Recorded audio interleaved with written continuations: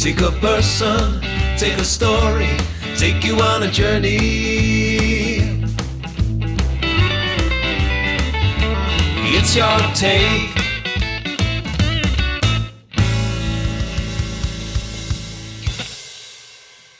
On today's Your Take, I talked to a professional singer, dancer, actress and model based in Bristol, UK. This spring and autumn, my guest will be performing alongside comedian Andy Ford for Back in the Saddle. She appears regularly on the music circuit, performing covers material, which she also uploads to a YouTube channel. She's appeared with Andy Ford and comedy impressionist Paul Burling for Older, Wiser and Dafter, and the Adge Cutler tribute stage musical, Drink Up the Cider. On today's Your Take, I talked to Francesca Carly, who talks about her love for performing, how she trained and got her career breakthrough, being diagnosed with scoliosis in her early teens, and working alongside the comedian Andy Ford. A very good morning and a warm welcome. Thanks for being here and thanks for joining me for Your Take. Oh, thank you for asking me. Good morning. A pleasure. Firstly, I was going to say from the introduction, Yes. Andy Ford, obviously a very popular veteran comedian. We spoke to Andy a few months ago, and impressionist Paul Burling, who I suppose got his breakthrough Britain's Got Talent, and now obviously yourself. Yes. Looking forward to hearing your story from your upbringing, how you became interested in performance, dramatic arts and singing as well, and obviously the highs and lows on that kind of career path.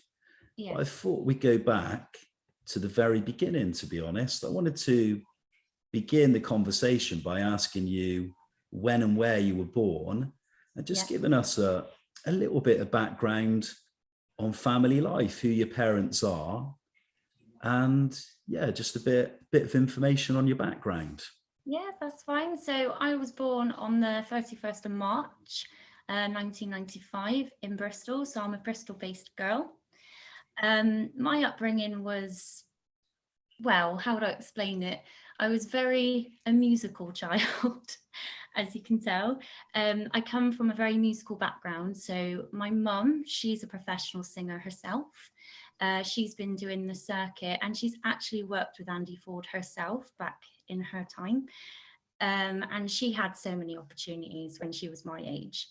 So I'm very lucky to be brought into a family. My dad's a professional actor as well. And he's really good friends with Andy as well. And that is how I got to know Andy, actually, through my dad. So we'll go through that later on, how I met Andy. And my brother as well. So I have siblings. So I have a little sister. She's very musically talented as well. She plays piano, guitar, she sings. She writes her own music. My brother, he's a bass player. So when we were little, we all kind of like grew up with like 60s, 70s, like rock and roll music, and we used to like jam out. Me and my brother especially, we used to jam out all the time and sing. So yeah, my upbringing was very dramatic. I used to put on shows for my parents when I was little. I used to dress up. I used to love Disney. I still do love Disney. Snow White used to be my childhood princess. I used to like perform, like I said, shows to my mum and dad and just drive them nuts. And I never used to shut up. I still don't shut up now, so. Incredibly, you come from this creative background. You've mentioned that your parents worked in the dramatic arts, that your siblings as well are naturally creative. Before we kind of speak about that in a bit more detail, I want to firstly come on to your schooling and find out where you went to school, and just to find out about your school years. Were they enjoyable years in your life, and would you say you excelled in your secondary education? So school was kind of a tough one for me. I was bullied quite a lot as I went through high school, so like year 7 onwards. I think there was a bit of jealousy. I think I used to be quite close to some of the teachers, especially in music. As I went into year 9 and 10, those were the hardest ones, because obviously you're doing like your GCSEs and, you know, trying to find out what path you want to go on. My favorite subjects were obviously music and drama. Those were the ones that I done very well in. I got really good grades. I struggle academically, so I'm not that very intelligent when it comes to maths and English. I do struggle. But yeah, I've always loved music and drama, and they've always been my favorite subjects in school. So I've always been grateful that I got really good grades in that. But yeah, I was bullied quite a lot at school, unfortunately, especially when it came to singing. I did a lot of talent shows at school, and my teachers would always pick me to do like the big end show numbers. And I think that's where a bit of jealousy came in, really. So Would you say that during your kind of school years, it was difficult to fit in, but you mentioned you had this passion for performance. Was it a case that early on, and obviously with your kind of parents' background as well, and obviously their influence, was it a case that you knew what you wanted to do, and it was a question of kind of just pursuing that career path? So obviously, like you said, with my mum and dad being in the performing area, I always kind of knew when I was probably when I was 10 years old, my mum entered me into a singing competition when I was 10, and my mum kind of taught me how to sing. So from 10 years old onwards, I thought, right, this is what I want to do. And I did like a local Filton pop idol competition, and I was up against like other teenagers. They were like older than me. I was the youngest in the competition, and I won it when I was 10. And I went on to go into a recording studio. So I was quite young when I went into a recording background. And so from that young age, I thought, right, this is what I want to do. I want to do music. I want to do drama. And obviously with my dad being an actor as well, I knew straight away that was the path I wanted to go down and study. I didn't want to do anything else. It was just, right, this is what I want to do. Let's do it. You mentioned going into it so young. Yeah. Do you think it just came naturally to you? Was it something you had to kind of work at? Obviously, you have to dedicate yourself to any particular skill career, but for you, was it kind of just a natural thing? Yeah, so I kind of felt as a young person, it's just what I wanted to do. So yeah. I wanted to kind of come on to this from an early age, kind of your interest in performing, your interest in music and so on, because from a young age, you were a member of a professional dramatic company. Yeah. And you were performing in stage shows such as Cinderella. You mentioned your love of Snow White and Disney and The Wizard of Oz. Yeah. Can you tell us a bit about that company you joined? Yeah. Your time with them and what you learned from that overall early experience? Yeah, of course. So like again with my dad, so I've done a lot of amateur dramatics with my dad, and that group was called Sorry Players. So my dad joined when he was young, and then he grew up into that group, and then I joined when I was 8 years old, so young again. So my dad got me into the panto and got me onto the stage, and I was actually singing with my mum at the time. We did a flash dance together. That's a memory I always never forget. I was quite tiny in a little maid outfit singing flash dance with my mum, and I kind of grew up with that drama group. So I probably left when I was about 20, 21. So obviously I was young to join at the time. I was only 8. So I joined when I was about like 13. So I kind of had a few years with them, and we done Cinderella, we done Snow White. When I was young, I was in the ensemble for a while, because obviously to be a principal, you have to be a bit older. So having that background in the ensemble, doing all the dancing and the chorus numbers. It was great. And my first principal role I got was Snow White. That's quite funny. So when I was 8, my dad directed the panto and it was Snow White. And then obviously when I grew up and joined the group, and then I was old enough to go for the principal roles, they did Snow White again a few years down the line. And then I ended up being Snow White in the panto. So that was my first principal role with that group. That was amazing. And then obviously I went on to do Cinderella as well. They are a great group. They're lovely. It's like a big family. I know a lot of people since I was baby, like I know Alan as well. And I kind of got to know Andy Ford through that group as well. So we'll come on a bit later and talk about working with Andy, because you've appeared on stage and done various comedy musicals starring alongside Andy Ford. I want to talk now about your time at musical theatre. You went to a college in Stroud in Gloucester. I did, to study performance.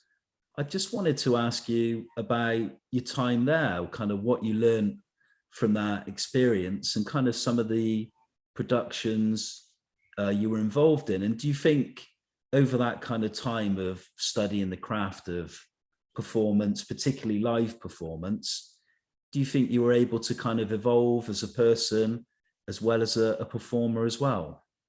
Yeah, so that's kind of a roller coaster in my life, I would say, with the training. It's a bit complicated, but I'll kind of explain it in a very short way. So obviously with my scoliosis and everything, that will come into it later. So when I left school in 2011, I went to SGS and I'd done about 3 courses in that college. Sure. So I started off in the basic level, which was just performing arts. It was a 1-year course, and it was just, I actually met some lovely people. They were really lovely. One of my friends, Samuel, don't know if he's going to be watching this, but hello Samuel, bless him. He's autistic, love him, and he's such a lovely guy, and he made my time in that year so loving and so exciting. And yeah, so we learnt about how to hold yourself on stage, the basic background of performing. So that was kind of a basic level. And then I went on to a 2-year musical theatre course, which was a diploma, a BTEC diploma level. And we started doing shows like Little Shop of Horrors.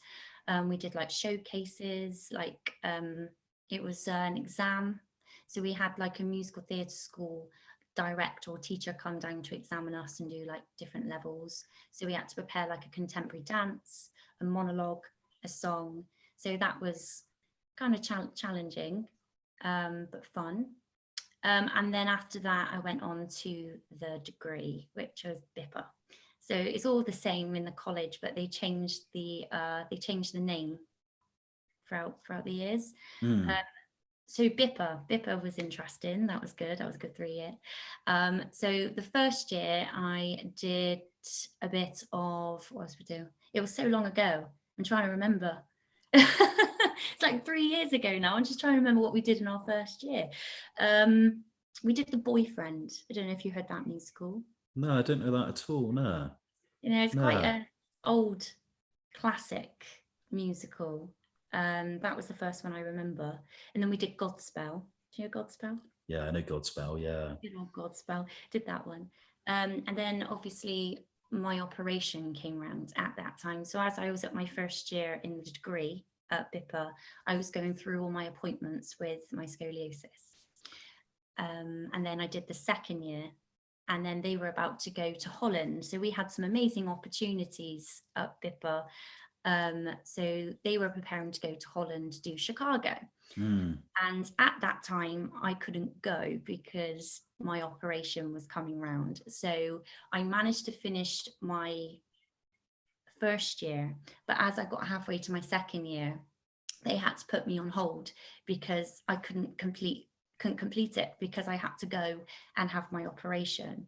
So after that I had like a year and a half out of uni. That was difficult.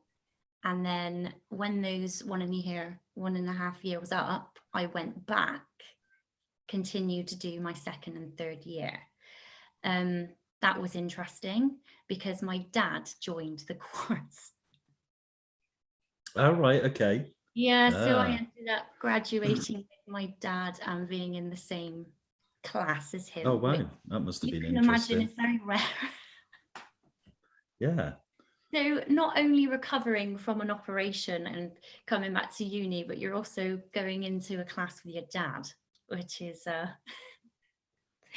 Family rivalry. No. oh my gosh, it was challenging, very challenging. We did make some lovely memories, but it was very challenging going to a ballet class and see him on the other side of the room in a leotard.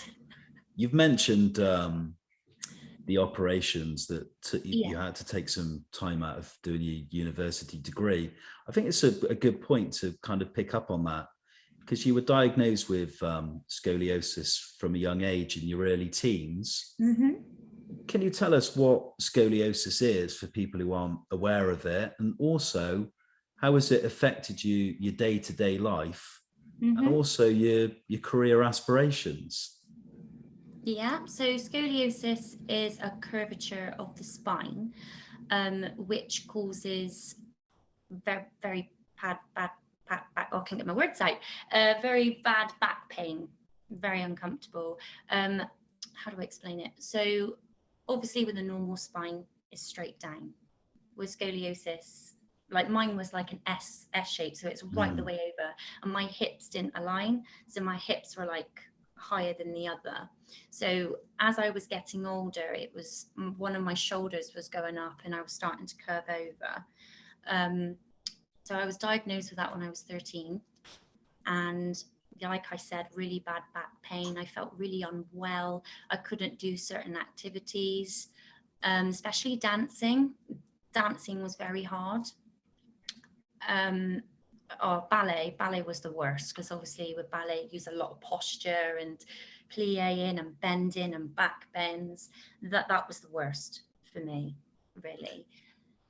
Since the operations, what's kind of your conditions now and coping with the illness? Is it a lot better now, or how do you feel now in terms of your health and so on?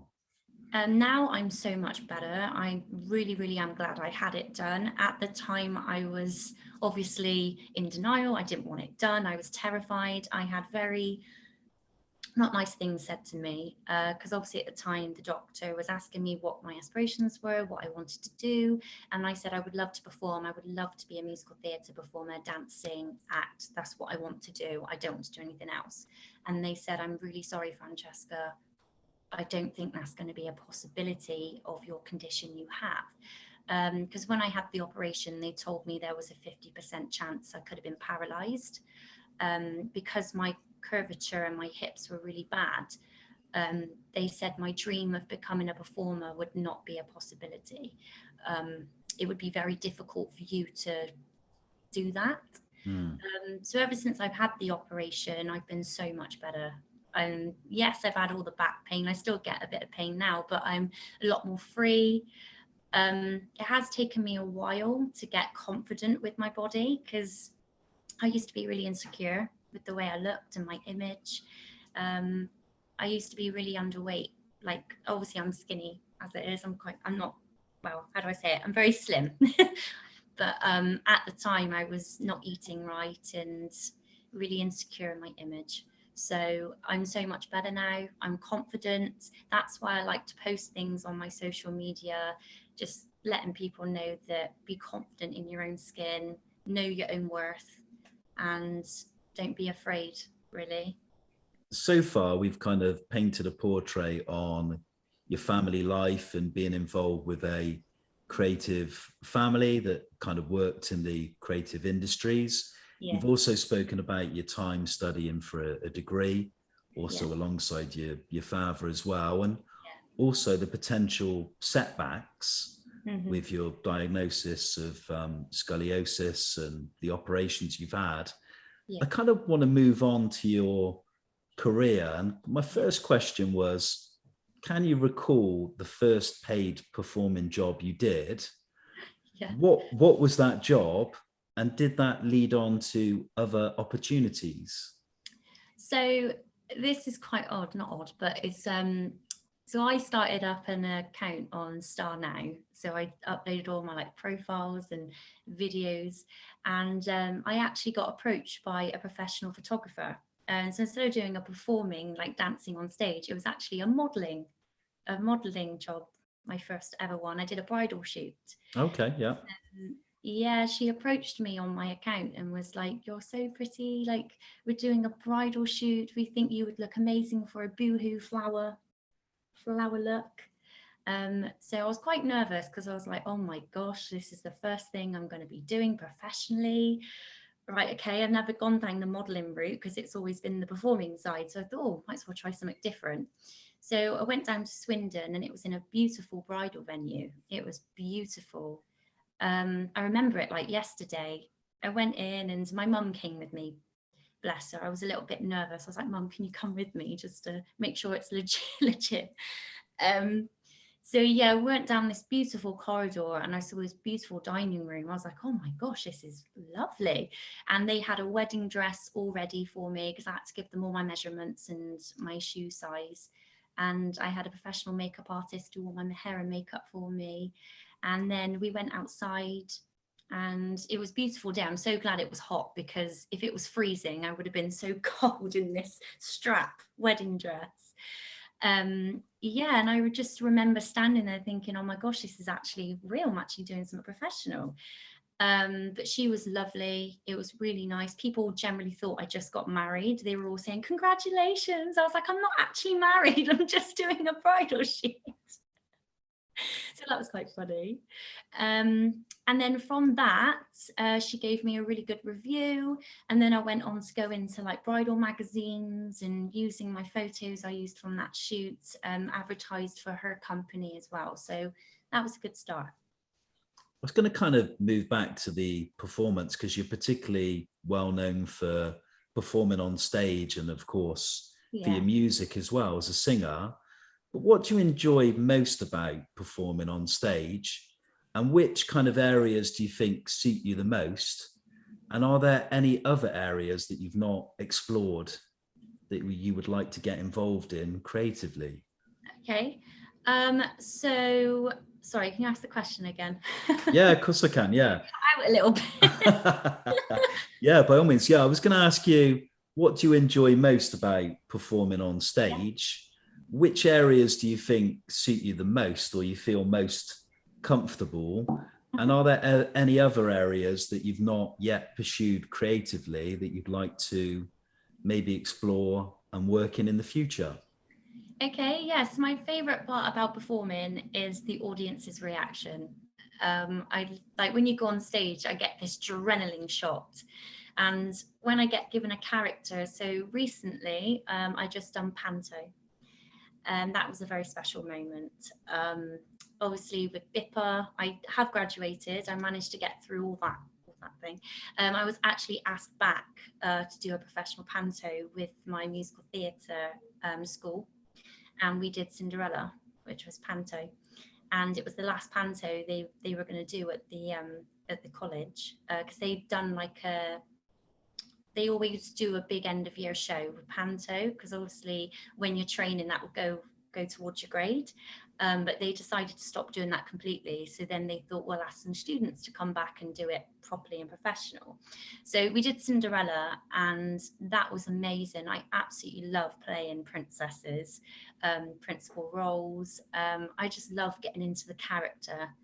I don't feel like me when I'm on stage. If I'm given I've always been given princess roles and girl roles. I've never been given like a sassy role or a villain. So it would be quite nice to explore that area to do something different. But yeah, I just love all the adrenaline that you get from the audience. That's the best thing. And yeah, I just enjoy it so much. I feel safe. It's my own bubble. I feel like I can just be myself and express myself to people when I'm on stage. Yeah, the other thing I was going to ask you, which was kind of a part of the question is, are there any areas that you haven't sort of ventured in so far, say for example, film or television or possibly even radio that you would like to maybe explore in the future? Yeah, that's a really good question. I would like to do voice acting. Um, my partner, bless him, he always say to me, I put on like silly voices sometimes. I like to mimic like children's characters, Okay, yeah. like from Toy Story, like Bonnie, or the girl from Wreck-It Ralph. I used to mess around with voices like that, and he's always been like, have you ever thought about being a voice actress, like do things like that, or go into TV? Or I would like to do film. I've always, with me, I'm a Disney, everyone knows me as a Disney princess. That's what I've been brought up with. I love it. So I would like to do like a live action Disney film or venture into voice acting. So yeah, that is another area I would like to go down or try. Yeah. So I want to move on to your career as a professional singer. You've been doing it for many years. Can I just talk about the styles of music you perform, yes. the type of venues where you perform, and a little bit about the audiences you perform to? Yeah, so obviously, like I said with my mum's my biggest teacher. She's taught me everything that I know today. So the kind of music I do is I kind of arrange from 60s, 70s, 80s upwards. So it's kind of a mix for everybody. So I try and get a mix of taste for everyone so that they can enjoy, not just stick to one path. So like I said with my mum, she's brought me up with good rock and roll music and like pop. I try my best to sing pop, but I know musical theatre is obviously where my heart truly lies. So I do a lot of social clubs in Wales. So I have an agent, Gareth Thomas, GT Promotions. Me and my mum have been with him for nearly well, my mum's been with him the longest. I think she's been with him for 10 years. I've been with him about 5. So Okay, yeah. as well. So I'm also a Michael Jackson tribute artist as well. So I know it's very hard to look at me and go, right, you're Michael Jackson. But I do have an MJ page as well, and my own singing page. My mum does Shirley Bassey as well. So we go out and do a joint show sometimes. So she would do Bassey, I'll do Michael, and I also do a celebration to Freddie Mercury as well, which is my new addition, which I've started just after lockdown. So when I was in lockdown, that's what I was kind of like working on. So like I said, I do a lot of social clubs, pubs. I would love to do more weddings. I have been asked to do some weddings for my friends. So that would be nice to do more of that. So it's more like, how would I explain it? It's more elderly people in social clubs. Yeah. Sometimes it's a mix. Sometimes you get younger generations come in, but most of the time it's like elderly, and it's so lovely. They play their bingo and they have their tote and they do the raffle. So it's such a lovely atmosphere. I did one last night actually, in, I think it was Blackwood I was in, and they were just so lovely. As soon as I got in there, they're like, would you like a drink? Would you like to play bingo? And I'm like, I don't mind playing bingo. And they were just joking and go, if you win bingo, mine comes out your wages. I was like, okay, thank you. It's a good way of settling the nerves as well, I guess, on the day. Yeah. Yeah. Oh, I get nervous so many times. I know I've been doing it for a while now, but I always like to do my best and make sure they enjoy themselves as well. So yeah, I do enjoy it a lot. You mentioned you perform a number of different styles of music, and you've mentioned 50s rock and roll, you've mentioned the music of the 60s, you've mentioned dressing up and being Michael Jackson on stage and Freddie Mercury, which sounds incredible. I'd like to see that. But what style of music do you most enjoy performing, and who would you say your musical influences? So my favorite music I would love to perform is country. I love country western. I like rock as well, like Alice Cooper.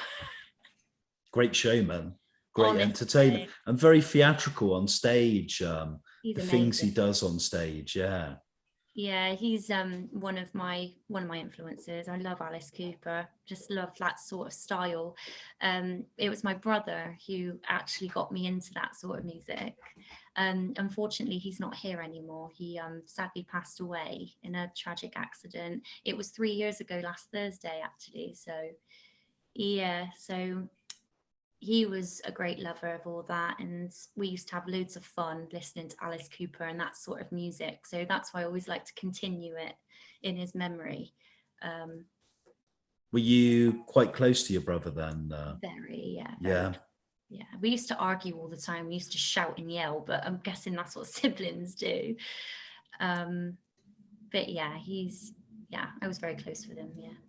I was going to ask you, it wasn't something that I was going to mention in the interview because it was something I didn't know about, but what was your kind of initial reaction to losing your brother? Because obviously you've gone through health issues yourself, which, you know, you've mentioned in some detail and being quite honest and open about, that potentially could have affected your career.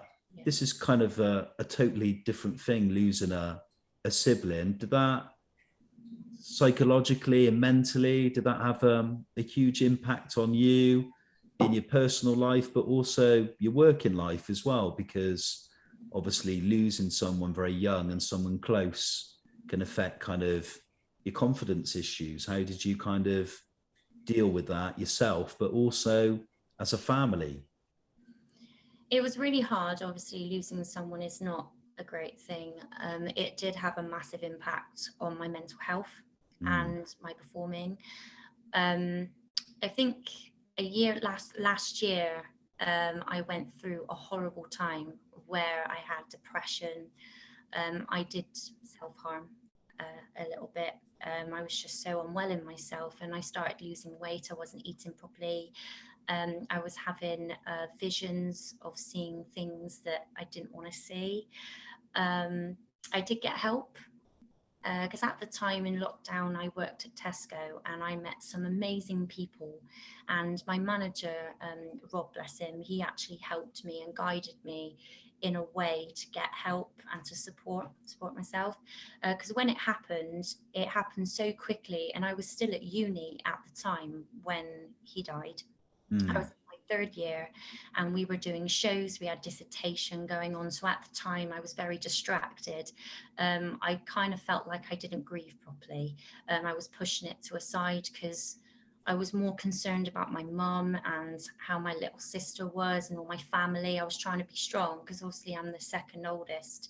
I felt, right, I got to take a stand now and kind of, you know, help them and be supporting them. So I didn't think of grieving really. I kind of pushed it to a side, and then after uni I forgot about it, went through all the funeral. My friends and family, all my support I had was amazing.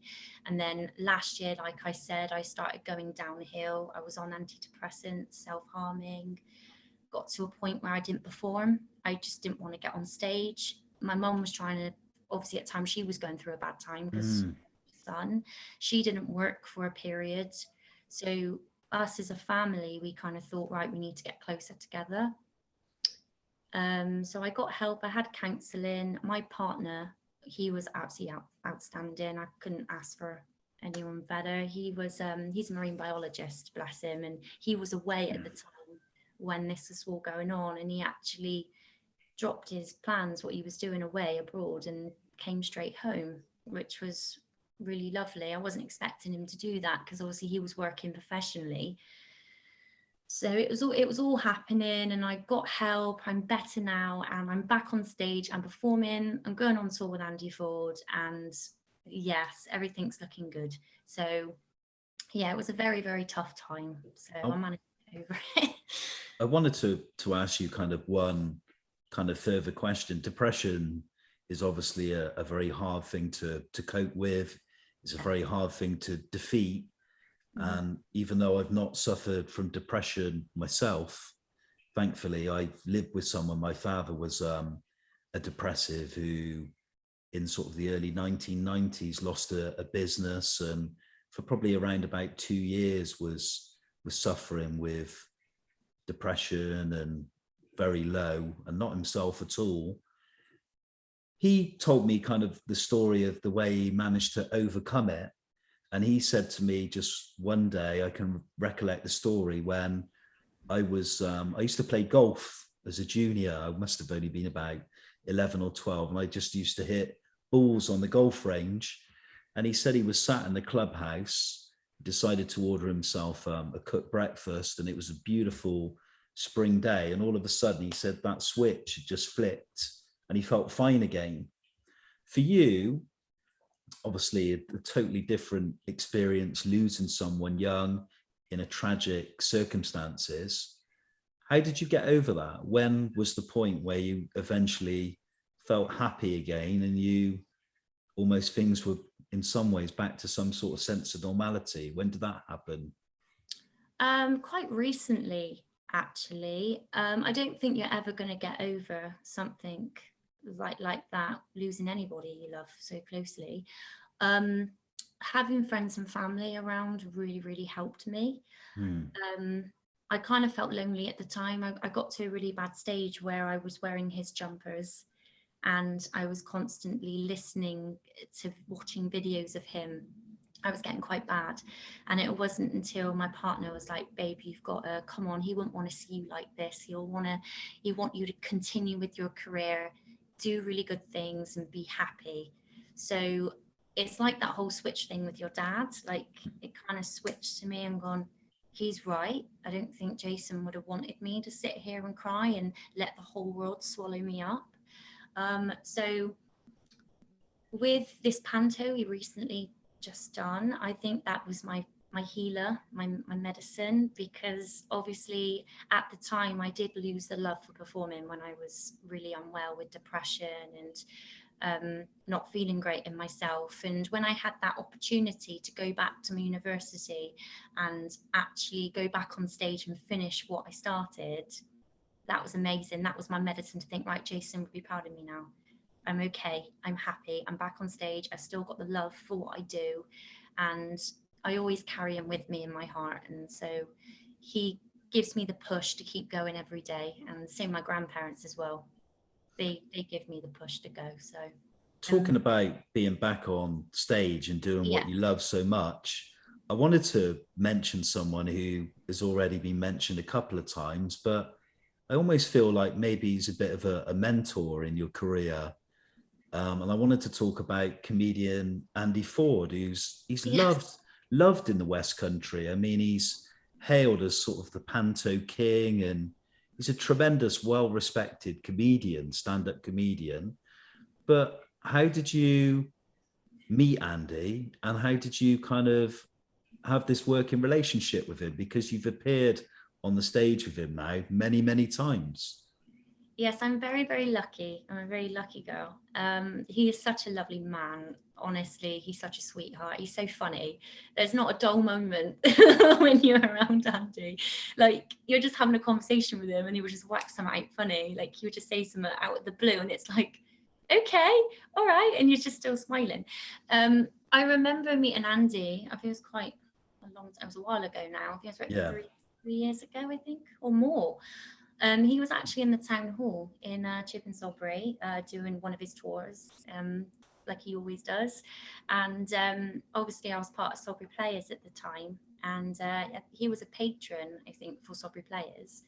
And my dad kind of got to know him first, because my dad used to take off his jokes, and it was just so funny. My dad would just say something about a garlic crusher, and it's just his garlic crusher joke.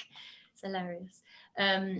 So obviously my dad got friendly with Andy first, and then my dad introduced me to Andy. We got really friendly, and then he just asked my dad to be a part of Drink Up Thy Cider. I wasn't actually supposed to be in that show. That was quite funny. That was quite a funny story. So my dad was asked by Andy to do it first. And I went to a rehearsal with Dad, and I met Andy's wife, Michelle. She's so lovely, a lovely woman. And got to know Michelle, got chatting, got to know Andy a bit more. Andy started asking me questions like, do you do performing? Do you sing? Do you have any background in it? And I was like, yes, I do. And he was like, oh, do you mind walking across the stage for me, like really sassy? And I'm thinking, oh, okay. And I was saying to my dad, I was like, what's he trying to make me do? And he was like, just go with it, just go with it. So it was actually kind of an audition for Drink Up Thy Cider the first time around, because obviously we've already done it once and then done it again. So he got me to hold something and he played like a sassy beat and he was like, go on, baby, strut it, walk across the stage. And so I walked across this room and at the end he was like, you got it. And I'm like, got what? So then he was like, you're part of the show, we'd like you to be the milkmaid if you want to do it. So that was kind of how I got involved in Drink Up Thy Cider, just turning up to a rehearsal with my dad and then just got asked to walk across a room. You've performed with him on a couple of occasions on stage.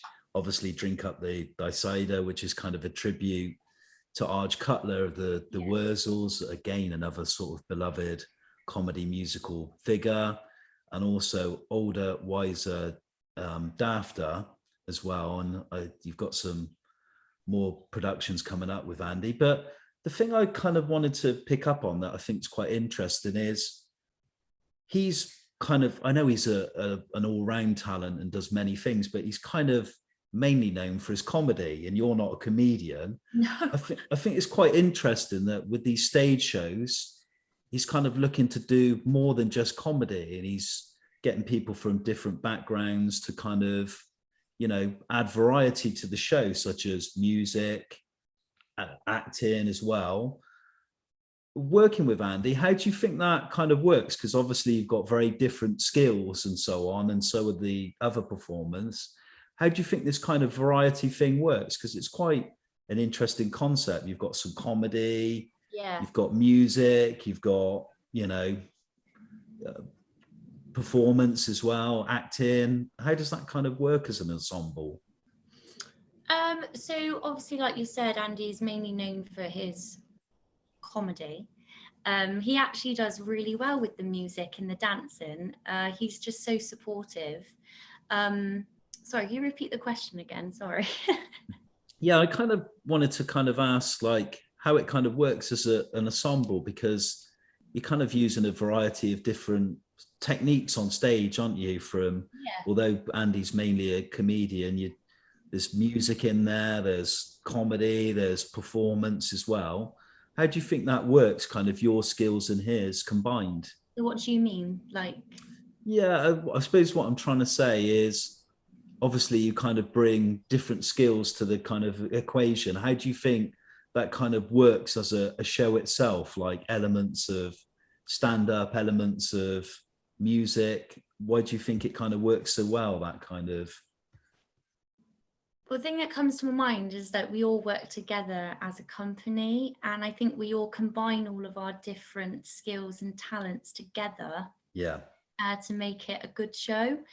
Because we had Felix, who was our music director. He was brilliant with the music aspect. And then when there was comedy timing in the show, Andy was obviously good for that part. And then you've had Paul Burling, add another skill with as an impressionist. Yes, he's another one. He's so funny. He's such a lovely sweetheart as well. Oh, he's just so good with giving advice, and Andy is as well. When I first met them both, they were just asking me what I want to do with my career and where I want to go, and they were just giving me a list full of things, how to improve or which direction to go. They were just so helpful, really supportive as well, and I'm just so excited to work with them again. So it kind of almost feels as well like good old-fashioned variety, like, you know, you take back sort of old stage traditions when performances were put on, where it would kind of mix all sorts of forms of like cabaret, you know, comedy, circus acts. I think it's great. It almost combines so many different creative elements. Yes. I wanted to move on from your time with Andy, some of the stage shows, and talk a little bit about YouTube, because so many people have YouTube channels, ourselves, Your Take included. But what decided you to kind of set up a YouTube channel and obviously put your content on that channel? When did you launch it? And have you got much work off the back of putting content on YouTube? So my nan, bless her, my nan and granddad have always been a massive fan of me singing, and they always used to nag at me.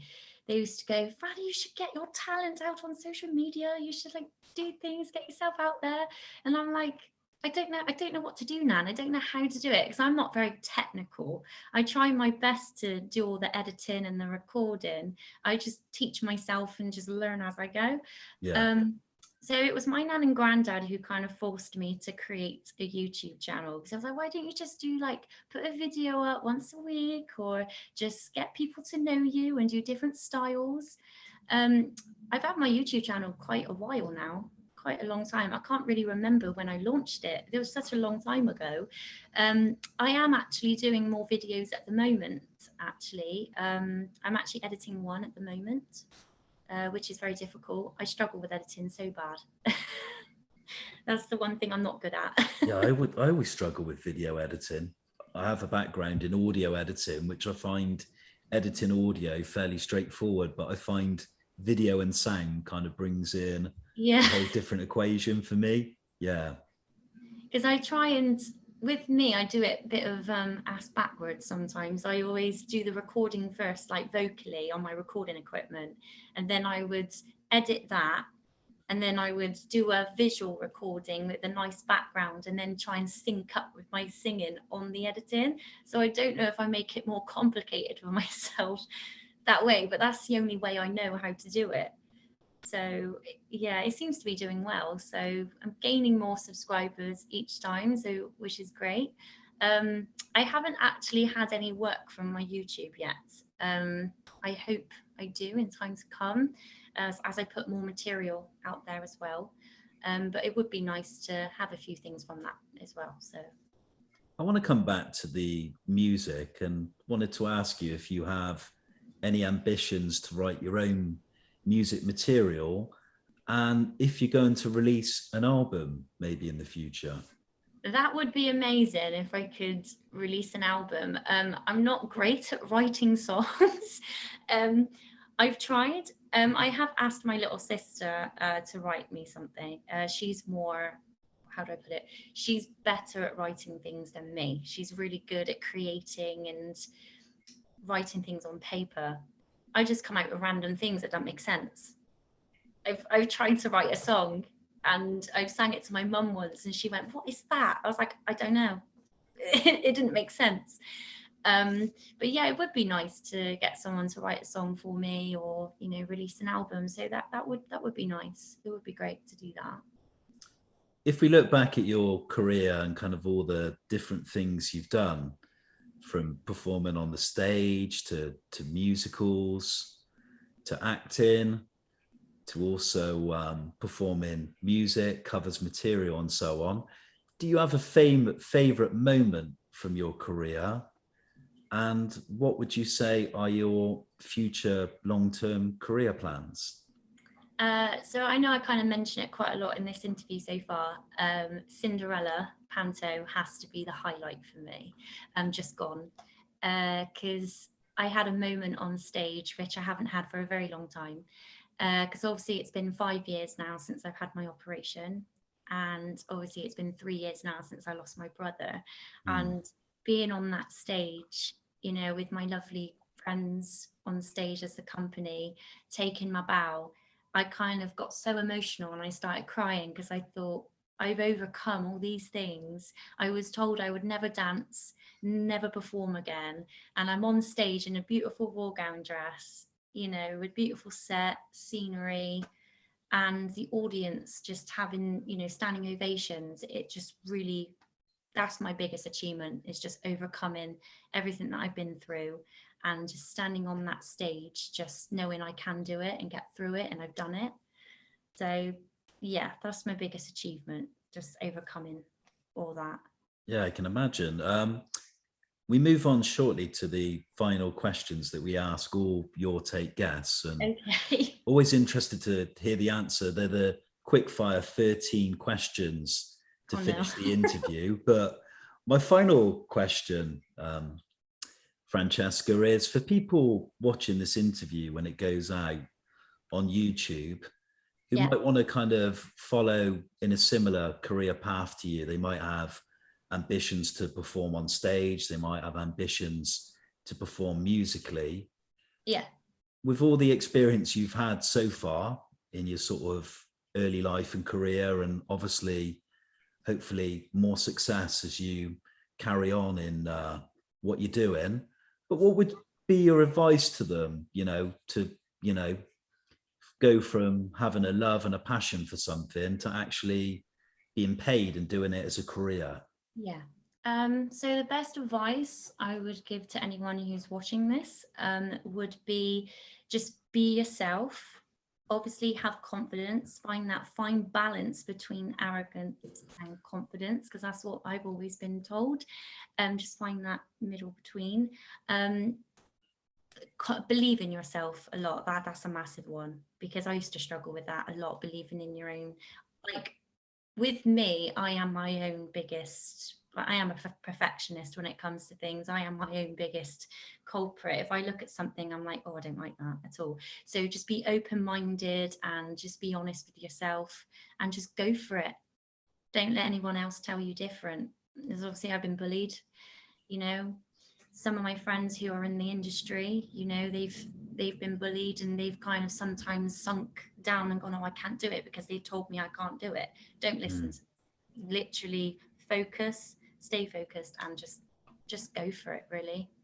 If you love it, you'll do it. Francesca, we move on to the final questions.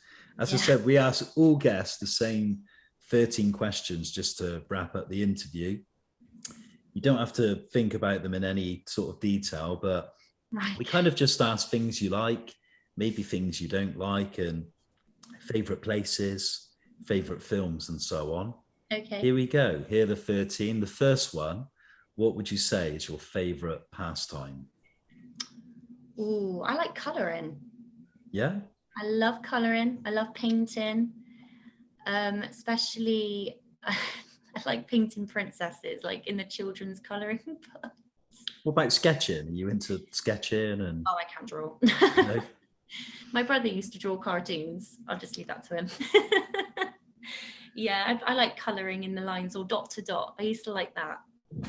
We move on next to cinema. We haven't kind of touched on film so far. Yeah. What would you say is your favourite film and why? Oh, Dirty Dancing. Yeah.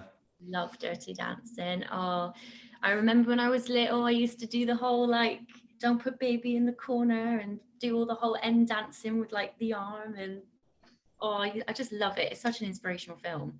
Just love it. My favourite. Sadly, Patrick Swayze no longer with us, but a big star back in the 80s and 90s. I remember Ghost as well was such a huge film at the time. Move from cinema now to novelists, to books. Who would you say is your favourite novelist, if you have one? Right. I don't actually read that much, to be honest. This is quite funny. I like picture books. I like things with pictures in it. Yeah. Because sometimes I struggle to read things, like especially with scripts and stuff. Sometimes I don't understand the meaning, so I have to ask, like, my partner or my mum, like, oh, what does this mean? But when it comes to big chunk of words in a book, my brain just goes. So I prefer picture books, if I'm being honest. I'm not much of a reader myself. No, I'm a cinema man, to be honest. Yeah. If you could have had a different profession Ooh, outside of what you do, what would it have been? figure skating. Yeah. I used to love ice skating when I was little, especially, I know, with my back and everything, that's dangerous. But yeah, I've always wanted to be an ice skater if I couldn't do, the singing and that. So. Did you used to go to the old Bristol ice rink quite a bit then? Yeah, my dad used to take me when I was little. I used to have a penguin. Yeah, I remember those. Yeah, I remember it fondly. The old Bristol ice rink. Yeah, Oh, right. Yeah, it's gone now, isn't it? I think there's a new one now. Mm-hmm. Yeah, but yeah, I remember it fondly from my youthful days. Oh, nice. Who would you say in life has been your greatest inspiration? That's a really good question. I have a few. So my nan and granddad, and my mum, and obviously my dad as well. They've kind of been my big inspiration because my mum had a very good, successful career back in her day. She had Polydor Records after her. Oh, She wow. worked Bobby Davro. She actually worked with Andy Ford herself back in the day, and she's worked with like Imagination, and she's obviously done the circuit for so many years now. And just having her as a mum and watching her do what she did when she was younger kind of inspired me to follow in her footsteps. And same with my dad as well. My dad's a inspiration as well. He's done amazing things, and the same with my grandparents. So Yeah, it sounds great to have family who've done it, who've been there, sort of worn the t-shirt, and yeah, they've got first-hand knowledge of the industry, and to act again as a mentor for you. yeah. I think I know the answer for this next one, because we mentioned reading. Do you read a newspaper? And if so, which one? I don't read no newspapers unless I'm collecting one for my nan, which she reads the Star. So unless I'm picking it up from my nan, then I would just have a glimpse on the front page. You're wise not reading a newspaper. I never read a Oh God, newspaper. I watch the news. It's always doom and gloom. We move to food now. What would you say is your favorite food? Oh my goodness me. I'm a veggie. Yeah. So, I love the corn nuggets. I don't know if you've had them. I don't know if you're No. veggie. You're not veggie? No, I'm not a veggie. No. No. No. Yeah, the corn nuggets with Okay. waffles and veg. Move on to cultural icons. Do you have a favorite cultural icon? And if so, who? Oh my gosh, I don't know if he would class as a cultural icon. It's gonna be interesting. Johnny Depp. Yeah, I can class, as a cultural icon. Yeah. I absolutely love that man. Like he Yeah. is my idol. Like I've been a fan since I was so young. He kind of helped me a lot with acting and performing wise, because he's a guitarist in a Hollywood vampires band with Alice Cooper. So my partner actually got us tickets before the lockdown to go and see them. I was so excited. I was like buzzing, but unfortunately we couldn't go because it was cancelled due to COVID. Right. Okay. So I don't know if I'm ever going to get that opportunity again to go and see him. But yeah, he is my idol. I absolutely love Johnny Depp. You mentioned Johnny Depp as being an idol. Is there a favorite performance from a film for you that you could, or performances? I think you know what I'm going to say. I think it's got to be Pirates of the Caribbean with Captain Jack. That always makes me smile. Willy Wonka as well, Charlie and the Chocolate Factory, how he portrays Willy Wonka, that's funny. But I think it would be Captain Jack. Okay. I thought you were going to say Edward Scissorhands. So yeah. That used to freak me out when I was a kid with the waterbed. It used to piss the bed. We move on to from favorite cultural icons to curse words. Oh no. What would you say is your favorite curse word and why? And you can say it. Am I allowed to say it on this? Yeah, we've had some quite funny answers. The F word is normally the common choice. Okay. Mine's oh shit. Okay. Every time I hurt myself, I go shit. I do it all the time. My mum's like, Fran, what are you doing? I'm like, shit. That's my curse word. Away from the stage, what would you say is your favorite place or holiday destination? Oh, Hawaii. I would love to go to Hawaii. Never been? No, never been. I've been to New York. New York's amazing. I went and saw Broadway shows. That was amazing. I've been to Amsterdam. But yeah, I would love to go to Hawaii. That's my favorite destination. Would love to go there one day. This would be an interesting one to ask you because you love music and you're a performer. Yeah. Who is your favorite music artist? And what is your favorite album? Right. I absolutely love Freddie Mercury. He's such an amazing artist, all-rounder. Me and my granddad actually have a little thing together, which is quite funny. When I do my Freddie stuff, I actually wear the yellow jacket, the white joggers, and my granddad bought me a Freddie Mercury t-shirt. Yeah. and he's got one as well. And we both put them on together and we just rock out with our boomers, but he uses his walking stick. So we both like do all the antics and things like that. So he's always loved Freddie Mercury and I've been brought up with that. So yeah, Freddie Mercury. And a favourite album? Oh, he's had many, hasn't he? Favourite Queen one, maybe? I think it would, I can't remember. They've done so many, haven't they? They've done a few, yeah. I'll probably say all of them, to be honest. I would happily listen to every single album they've got.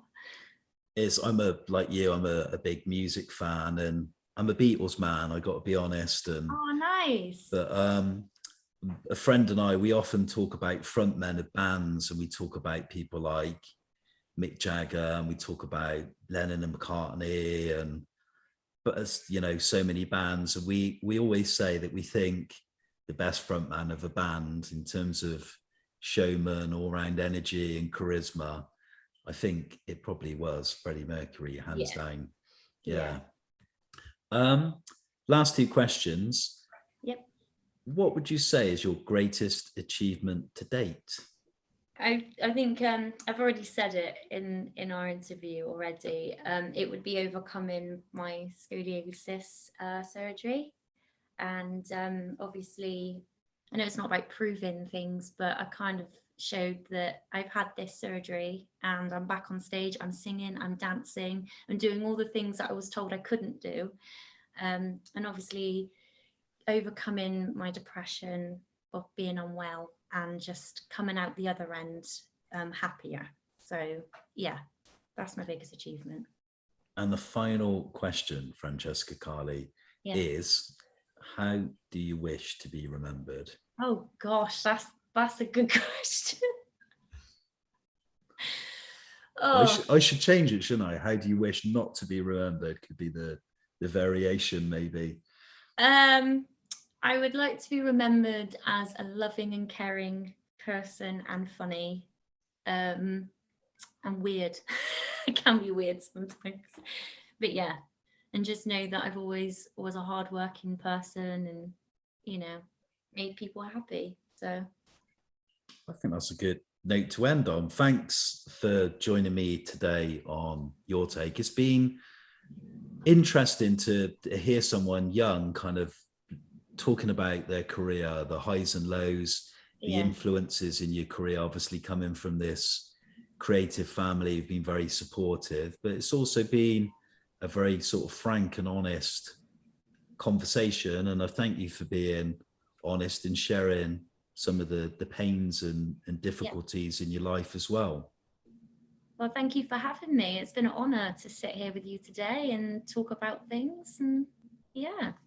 And lastly, how do we see you on stage, and how do we find out a bit more about shows you've got coming up on the music side, as well as the variety side and the show you've got coming up with Andy Ford? So I have my social media accounts. So I have my Francesca Carly vocalist page, which I can post all dates and tours. So I have posted Andy's dates, which I'm appearing on my page, but I'll repost them on my Instagram.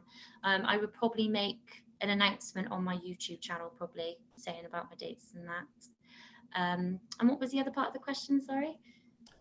Yeah, I think that was it, to be honest. I just asked you. Yeah, it was. Yeah, sorry. It was just, about how we find out more information on the shows you're doing. And do you have a website as well, or is it just solely on the social media side? I did have a website. I do need to retweak it. But at the moment, it's just all on my socials, really. I do have a TikTok account now as well, which is quite funny. I just post my singing videos on there now and then so people can have a look, and I've linked all my YouTube and my Instagram on there as well. So And finally, I wish you all the very best for the future with all the shows you've got coming up. And again, thanks for your time, and thanks for being a guest today on Your Take. Oh, thank you very much. Thank you for having me. Our pleasure.